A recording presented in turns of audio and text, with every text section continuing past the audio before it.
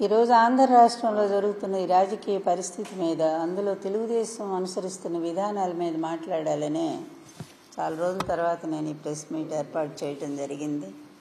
ఎందుకంటే ఇప్పుడైనా మనం స్పష్టంగా చెప్పకపోతే ప్రజల్లో అనుక్షణం ప్రతి క్షణం అబద్ధాలతో, ఇప్పుడే మాట్లాడుకున్నాము ఫేక్ జీవోలు కూడా, ఇలాంటి అబద్ధాలతో అడ్డదారిలో మళ్ళీ చంద్రబాబు నాయుడు ఏదో అధికారంలోకి రావాలని కలలు కంటా ఉన్నాడు.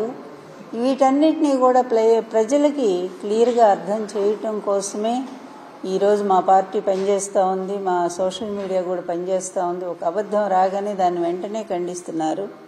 అసలు ఈ చంద్రబాబు జీవితం ఏంటనేది ఇప్పటికే ప్రజలందరికీ చాలా క్లియర్గా అర్థమైంది. ఎంత మోసాలు, ఎన్ని అబద్ధాలు, ఎన్ని వక్ర మార్గాలు, ఎంత అవినీతి, ఇన్ని దుర్లక్షణాలు ఉండేటువంటి ఒక వ్యక్తి, ఇంత దుర్మార్గుడైన ఒక వ్యక్తి ఈ పరిపాలనకు ప్రజలకి అవసరమా? పోనీ ఇతని వల్ల ప్రజలకు ఏమైనా ఒక్క మంచి జరిగిందా? అదేవిధంగా తెలుగుదేశం పార్టీకి ఈరోజు నేను ప్రత్యేకంగా చెప్పాలనుకున్న అంశం ఏంటంటే, తెలుగుదేశం పార్టీ అనేది ఎన్టీఆర్ గారు స్థాపించినప్పుడు దాని స్థాయి ఎంత పెద్దది, అలాగే ఇప్పుడు ప్రపంచ దేశాల్లో ఉండేటువంటి తెలుగు పిల్లలు కూడా జాగ్రత్తగా ఆలోచించమని నేను రిక్వెస్ట్ చేస్తూ ఉన్నాను. ఆవేశంలో చంద్రబాబు నాయుడు చెప్పే అబద్ధాలను నమ్మి మీరు కూడా అక్కడ ఆవేశపడి తగువులు పెట్టుకోవటం, తన్నుకోవటం ఇట్లాంటివన్నీ కూడా చేయకుండా వాస్తవం ఆలోచించండి. ఎన్టీఆర్ లాంటి ఒక మహానుభావుడు ఈ తెలుగుదేశం పార్టీని స్థాపించి మొత్తం ప్రపంచానికే, తెలుగు వాళ్ళకే ఒక గౌరవాన్ని తీసుకొచ్చారు. అదేవిధంగా ఆ రోజుల్లో తెలుగుదేశం పార్టీ వైభవం ఎంత ఘనంగా ఉందో మీకు తెలియకపోవచ్చు కుర్రాళ్ళకి, కానీ పెద్దవాళ్ళందరికీ తెలుసు. తెలియకపోతే చూడండి ఒకసారి. తెలుగుదేశం అంటేనే అంత పేరు ప్రతిష్ట ఉండేది. మరి అదేవిధంగా ఆయన ఒక్క పిలుపుతో దేశవ్యాప్తంగా అన్ని పార్టీలు కాంగ్రెస్కు వ్యతిరేకంగా ఒక వేదిక మీదకు రాగలిగినాయి. అంత గొప్ప విలువలు, సిద్ధాంతాలు ఉన్నటువంటి పార్టీ ఈరోజు చంద్రబాబు నాయుడు చేతిలో ప్రస్తుతము ఏ విధంగా దిగజారింది అనేటువంటి అంశం మీదే నేను మాట్లాడదలుచుకున్నాను.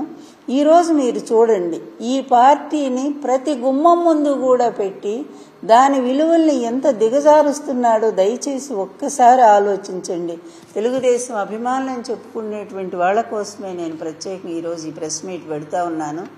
ఈ పార్టీని ప్రతి ఇంటి గుమ్మం ముందు పెట్టి వంగి వంగి నమస్కారాలు చేసుకుంటూ ఈ విధంగా పార్టీ ప్రతిష్టని, పక్కనేమో మళ్ళీ ఎన్టీఆర్ ఫోటో ఒకటి పెట్టుకోవటం, ఎన్టీఆర్నే దించేసిన ఈ ఘనుడు, ఆయనకే వెన్నుపోటు పొడిచి పరలోకాన్ని పంపినటువంటి వాడు ఈరోజు ఆయన ఫోటోను మళ్ళీ వాడుకుంటూ ఆయన పేరు ప్రతిష్టలు భంగం కలిగించే విధంగా పార్టీని దిగజార్చి, దాని విలువలు దిగజార్చి, ఇతని నీతి, ఇతని నిజాయితీ, ఇతని వ్యక్తిత్వం ఏంటనేది మరొక్కసారి చెప్పాల్సిన అవసరం. ఎందుకంటే నాకంటే చెప్పగలిగిన అథారిటీ ఇక్కడ ఆంధ్ర రాష్ట్రంలో మరెవరికి కూడా లేదు.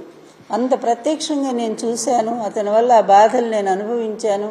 చివరి క్షణం వరకు కూడా అతను అనుభవించిన పెట్టినటువంటి బాధలు, అదేవిధంగా అతడు చేసినటువంటి మోసాలు, వీటన్నిటి మీద కూడా నా భర్త ఎన్టీ రామారావు గారు చాలా క్లియర్గా ఆడియో, వీడియో క్యాసెట్ల ద్వారా ఇతను ఇంత దుర్మార్గుడు, ఇతని లాంటి వెన్నుపోటుదారుడు, ఇతని లాంటి ద్రోహి, కుటుంబంలో ఏ కుటుంబంలో కూడా ఇతని లాంటి వ్యక్తి ఉండకూడదని అంత స్పష్టంగా చెప్పారు ఎన్టీఆర్ గారు ఆ రోజు. నిజంగా ఎన్టీఆర్ అభిమానులైతే మీరు ఈ ద్రోహిని తరిమేసేయండి తెలుగుదేశం పార్టీ నుండి. ఎందుకంటే క్విట్ ఇండియా మూమెంట్ అని ఒకప్పుడు తెల్లవాళ్ల నుంచి ఈ దేశాన్ని కాపాడుకోవటానికి క్విట్ ఇండియా మూమెంట్ వచ్చింది. ఈరోజు ఇటువంటి ద్రోహి, ఇటువంటి వెన్నుపోటుదారుడు ప్రజలను కూడా మోసం చేసి ప్రజల సొమ్మును వందలు కాదు లక్షల కోట్లు కాజేసినటువంటి ఈ నీచుడు ఆంధ్రప్రదేశ్లో ఉండటం అవసరమా?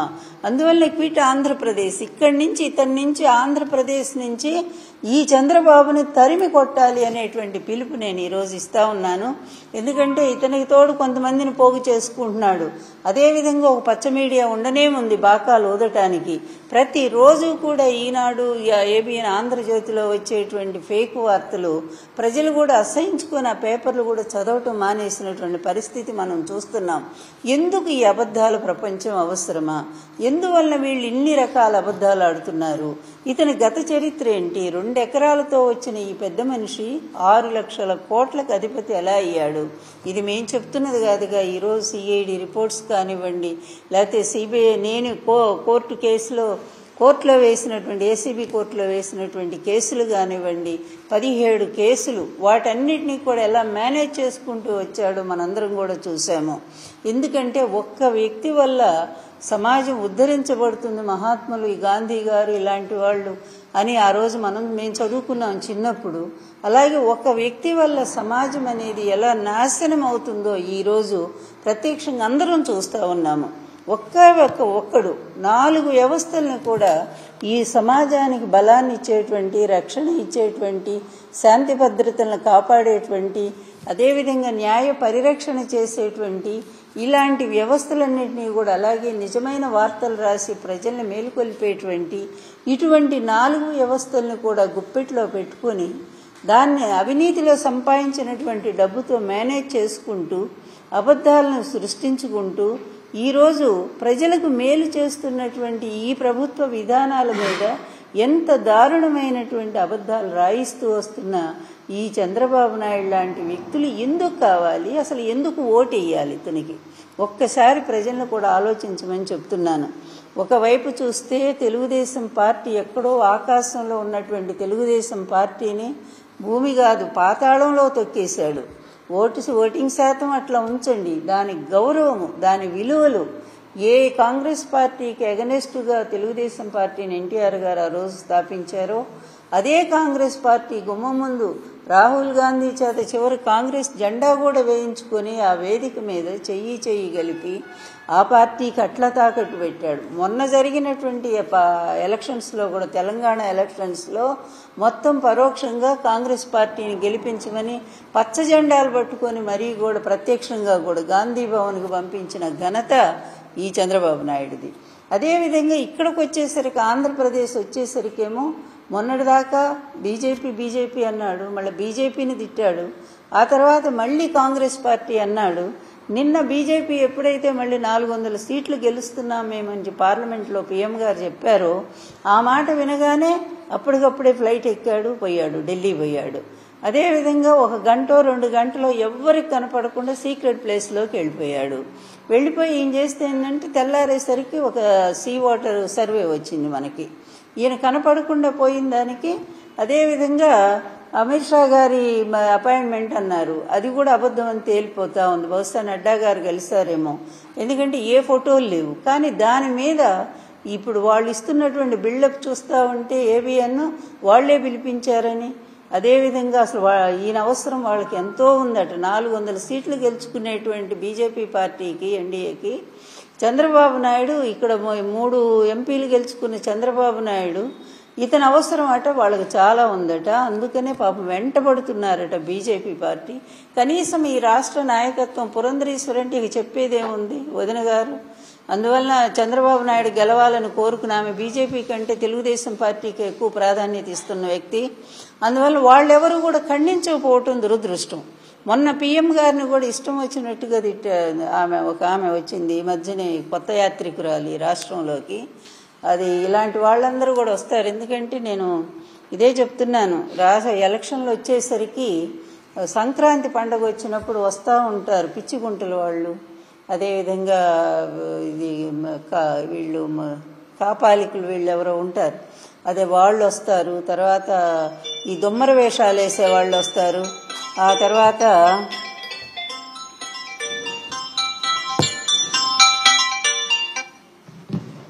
దొమ్మర వేషం వేసేవాళ్ళు వస్తారు, వీధి భాగవతులు వస్తారు, తర్వాత ఇట్లా రకరకాల వాళ్ళు వస్తారు. అలాగే పగటి వేషగాళ్ళు వస్తారు, భట్రాజులు వస్తారు, ఇంతమంది వస్తారు. వాళ్ళ విన్యాసాలన్నీ చూపిస్తారు, రకరకాల విన్యాసాలన్నీ కూడా చూపిస్తారు. వాళ్ళు ఏదో ప్రజలు ఇచ్చింది తీసుకొని పోతూ ఉంటారు.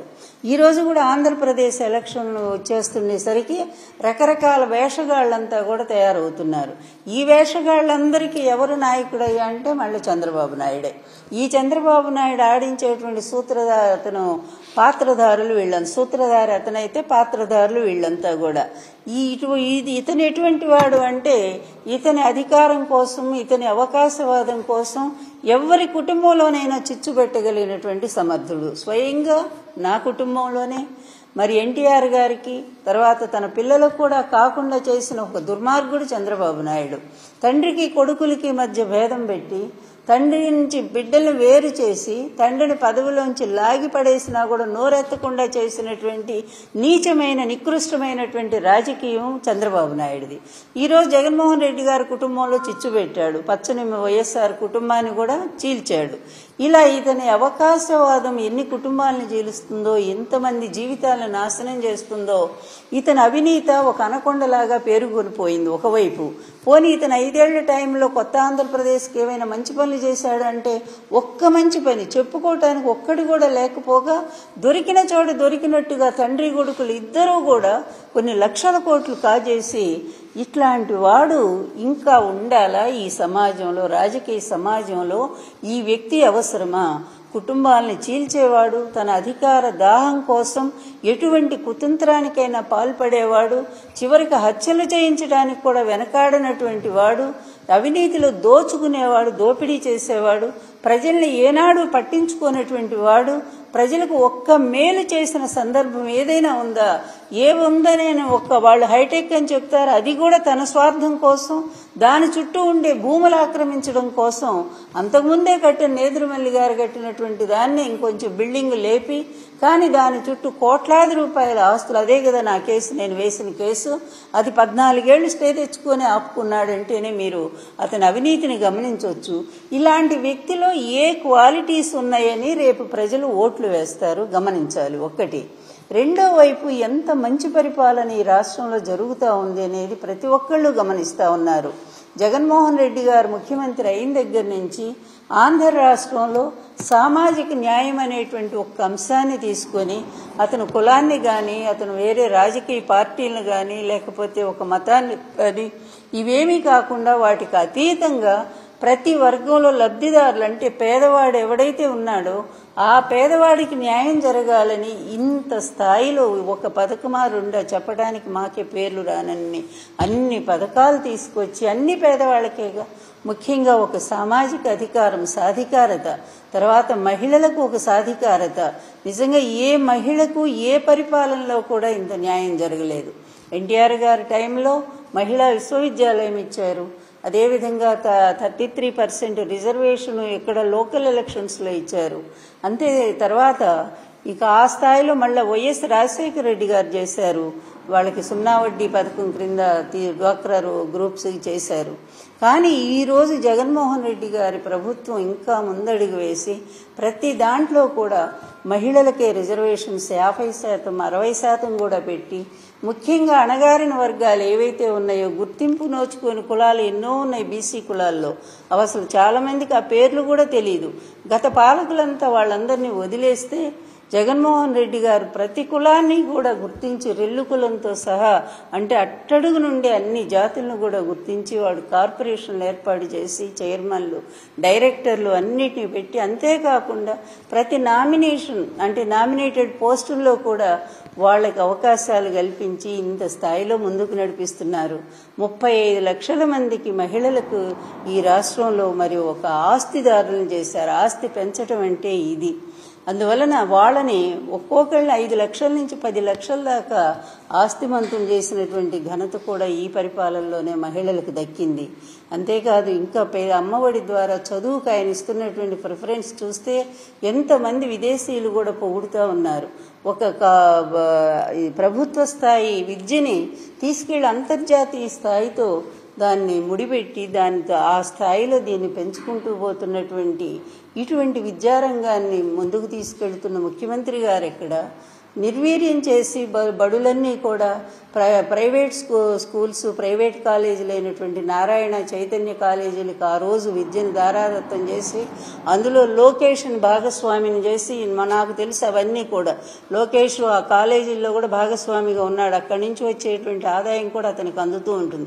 అసలు అతను దోపిడీ చేయింది ఏమన్నా ఉన్నాయా?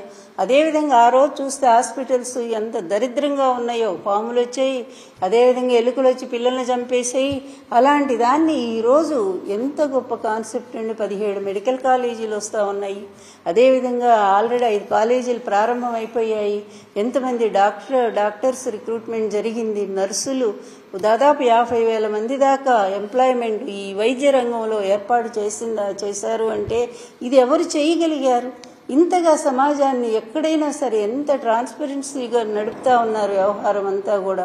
ఒక్క రూపాయి కూడా మరి అవినీతి అనే మాట లేకుండా డైరెక్ట్గా ప్రజలకి అందించేటువంటి ఒక పారదర్శక ప్రభుత్వం ఈరోజు పనిచేస్తూ ఉంది. ఇటువంటి ప్రభుత్వం కంటిన్యూ అయితే తప్పనిసరిగా ఇంకా ఈ అభివృద్ధి సాధిస్తుంది. ఇంకొక వైపు అభివృద్ధి పదంలో ముందుకు పోతున్నాయి. ఎన్నో పరిశ్రమలు వస్తున్నాయి, ఎన్నో పోర్టులు కడుతున్నారు. అదేవిధంగా గుజరాత్ ఎందుకు డెవలప్ అయిందండి? గుజరాత్ అంతా కూడా అక్కడేం పెద్ద పెద్ద బిల్డింగులు కట్టి కాలేదు. అక్కడన్నీ వాళ్ళు ఉన్నటువంటిది ఏంటి? సముద్ర మార్గం. కనుక దాన్ని ఆ తీర ప్రాంతాన్ని ఎలా ఉపయోగించుకొని చక్కగా పోర్టులు కట్టారు. వాళ్ళ ఆదాయాన్ని బాగా సమకూర్చుకుంటున్నారు. ఈరోజు మన ఆంధ్రప్రదేశ్ గవర్నమెంట్ కూడా అదే విధానంలో పోతా ఉంది. ఎన్ని పోర్టులో వస్తున్నాయి. అదేవిధంగా మరి ఫిష్ హార్బర్స్ ఇవన్నీ కడుతున్నారు. ఎక్కడ చూసినా కూడా ఏ మూల చూసినా డెవలప్మెంట్ అనేది అధికంగా వస్తోంది. జీఎస్టీలో నెంబర్ 1 ఆంధ్రప్రదేశ్గా ఉంది. కరోనా లాంటి కష్ట సమయంలో కూడా ప్రతి మనిషి చేతిలో డబ్బులు పెట్టగలిగింది ఒక ఆంధ్రప్రదేశే. మరి గత ప్రభుత్వం ఏం చేసిందండి? చంద్రబాబు నాయుడు మొత్తం దోపిడీ చేసుకుంటూ పోయాడు. దోపిడీ చేసి ప్రజలకు ఏమి మిగిల్చకుండా 100 కోట్లు ఖజానాలో మిగిల్చి తను మాత్రం 1,00,000 కోట్లు దోపిడీ చేసుకొని పోయాడు. ఈ విధంగా అట్లాంటి వ్యక్తి ఈరోజు ఈ దొంగ సర్వేలన్నీ చూపిస్తూ మాకు అన్ని సీట్లు వస్తాయి, మళ్ళీ అతని గవర్నమెంటే వస్తుందంటే ఎవరైనా ఈ ప్రజల అమాయకులండి. ఆంధ్రప్రదేశ్ ప్రజలు చాలా తెలివైన వాళ్ళు, చైతన్యం కలిగినటువంటి వాళ్ళు. వాళ్ళకి ఎవరు న్యాయం చేస్తున్నారనేది వాళ్ళకి తెలుసు. సుదీర్ఘ అనుభవం ఉన్న చంద్రబాబు లాంటి వ్యక్తితో కలిసి వెళ్తే బీజేపీకి బాగుంటుందని బీజేపీ వాళ్ళే పిలిచి మాట్లాడుతున్నారు కూడా. అదే చెప్పాను కదా, ఎన్ని అబద్ధాలు అసలు. ఆయన ముందు ఒక్కటి చెప్పండి నాకు క్లియర్గా. అమిత్ షా గారు ఆయన కలిశారా లేదా? కలిస్తే ఫోటో ఏది? వాళ్ళు ఒక్కటే మేము ఛాలెంజ్ చేస్తున్నాము. ఓ రోజు 100 మొత్తం పేజీలన్నీ కూడా ఇలాంటి వార్తలు నింపుతున్నారు కదా. అమిత్ షా గారిని కలిసిన ఫోటో ఒక్కటి మీరు రిలీజ్ చేయండి, లేకపోతే మళ్ళీ వెనకటి ఎప్పుడో పెడతారేమో. అలా కాదు, నిన్న కలిసినటువంటి ఫోటో టైమింగ్తో సహా పెట్టండి, ఒక్కసారి చూద్దాము. మాకు తెలిసిన వార్త ఏంటంటే, నేను బీజేపీ గారికి ఒకటే చెప్పదలుచుకున్నా, వాళ్ళు ఇన్నాళ్ళు మంచి పని చేస్తూ వచ్చారు. ఇతను దూరం పెట్టి ఇతను ఎంత వెంటబడ్డా ఒకనాడు ఎంత భయంకరంగా అండి వ్యక్తిగత జీవితాన్ని కూడా, మరి ప్రధానమంత్రి గారు వ్యక్తిగత జీవితాన్ని కూడా విమర్శించినటువంటి ఇతను నాలుక అధికారంలో ఉంటే నాలుక అద్దుండదు. తనేదో గొప్పవాడు అనుకుంటాడు. అసలు మన మోడీ గారి కంటే ఇతను గొప్పవాడని కూడా చెప్పాడు. నా సీనియారిటీ ఎక్కడ, మోడీ గారు ఎక్కడ అని. మళ్ళీ అవసరం తీరగానేమో వాళ్ళని తిట్టేస్తాడు, విపరీతంగా తిడతాడు. మళ్ళీ తన అవసరం వచ్చేసరికి పోయి వంగి నేను అనుకున్న ఈ మధ్య వంగిపోతున్నాడేంట. ఒకటే వయసు కదా, 75 ఏళ్ళ వయసు వచ్చింది, అందువల్ల నడుము వంగిపోయిందేమో అనుకున్నా. కాదు, కాంగ్రెస్కి దండాలు పెట్టి బీజేపీకి దండాలు పెట్టి వంగి దండాలు పెట్టి వంగిపోయాడంట అనేది నాకు ఇప్పుడు అర్థం అవుతా ఉంది. అందువల్ల ప్రతి వాకిలి ముందు వంగిపోవటమే కదా. ఇంత దరిద్రమైనటువంటి వ్యక్తి అసలు ఇతనికి నిజంగానే అంత ప్రజల్లో అంత ఇది ఉంటే మరి అసలు ఎందుకు ఈ పొత్తులు ఎందుకు? పవన్ కళ్యాణ్ జారిపోకుండా గట్టిగా పట్టుకుని ముడేసుకున్నాడు. అదేవిధంగా బీజేపీ కోసం ఎంపర్లాడుతూ ఉన్నాడు. అందువల్ల నాకు తెలిసి బీజేపీ అంత తొందరగా ఇతనితో మళ్ళీ కలుస్తుందని మాత్రం ఎవరు ఎక్స్పెక్ట్ చేయటం లేదు. ఇతను వాళ్ళు అసలు లెక్క కూడా చెయ్యరు. అందుకని వాళ్ళ పార్టీ వర్క్స్ వాళ్ళు చేసుకుంటూ పోతున్నారు. ఇతను మాత్రం ప్రయత్నం చేస్తున్నాడు. ఇతని భయం ఏంటంటే, ఎన్ని సీట్లు ఇవ్వటానికని మేము సిద్ధమేను, మీరు మొత్తం సీట్లు మీరే తీసుకోండి అనేటువంటి పరిస్థితిలో కూడా ఉన్నాడు. అయితే ఇతనేంటి, ఈ కేసులన్నీ కూడా పక్కదారి పట్టించుకోవాలి. ఎన్ని బోలెడు కేసులు చుట్టుముట్టున్నాయి, చేసిన పాపాలన్నీ ఉన్నట్టుగా ఆ కేసుల నుంచి పక్కదారి పోవాలి అంటే, తను తప్పించుకోవాలి అంటే బీజేపీ అండ కావాలనుకొని ఇతను వాళ్ళ కోసం ఎంపర్లాడుతున్నారనేది మరొక వార్త కూడా. అవి కూడా ఉండవచ్చు, ఎందుకంటే అతని గెలుపు మీద ఆశ లేదు. రేపు ఆంధ్రప్రదేశ్ ఎన్నికలు చాలా స్పష్టంగా ఉన్నాయి. నిజంగానే ఇప్పుడు వచ్చే ఓటర్స్ ఇలాంటివన్నీ కూడా వాళ్ళు అర్ధరాత్రి రాయించుకున్నటువంటి రిపోర్ట్స్, వీటిని గురించి పెద్ద క్రెడిబిలిటీ లేదు, ఎవరు వాటి గురించి మాట్లాడలేదు కూడా. అందువలన ఏంటంటే ఇతన్ని ఎవరు ఓటేస్తారనేది ఈ పార్టీ గెలుస్తుంది. అయిపోయింది తెలుగుదేశం పార్టీ పరిస్థితి, ఘోరంగా మారిపోయింది. దాని విలువలన్నీ కూడా దిగజార్చాడు. దాన్ని ఎక్కడ పోవాలో పాతాడానికి అక్కడికి పంపేశాడు. ఇక తెలుగుదేశం పార్టీ గురించి మాట్లాడుకోవటం కూడా అనవసరం అనే స్థాయిలో, అవసరమైతే ఆ పార్టీని బీజేపీకి అమ్మేయటానికి కూడా సిద్ధపడుతున్నాడు అతను.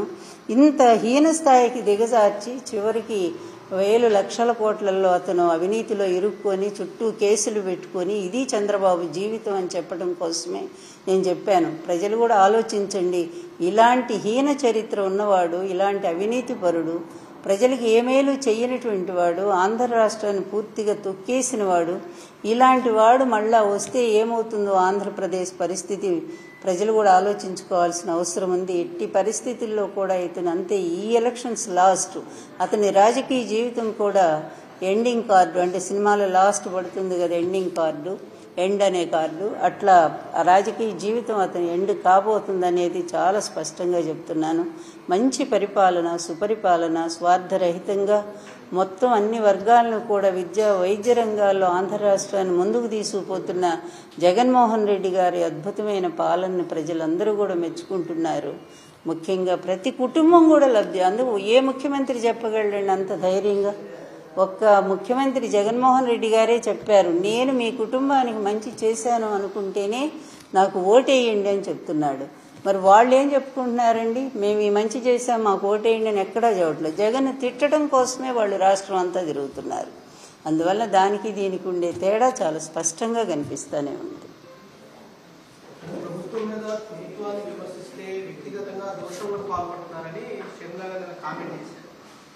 ఇక ఆమెను గురించి మేమేం మాట్లాడము, ఎందుకంటే ఆమె దారి తప్పిన బాణం. నేను ఎప్పుడో చెప్పాను ఆ మాట, దారి తప్పింది ఆ బాణం అనేది.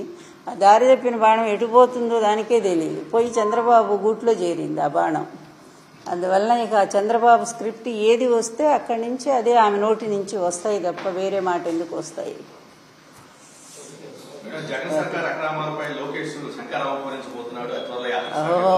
ఆయన పాదయాత్ర ఎంత బాగా చేశాడో ఈయన శంఖారావం కూడా అంతే ఉంటుంది.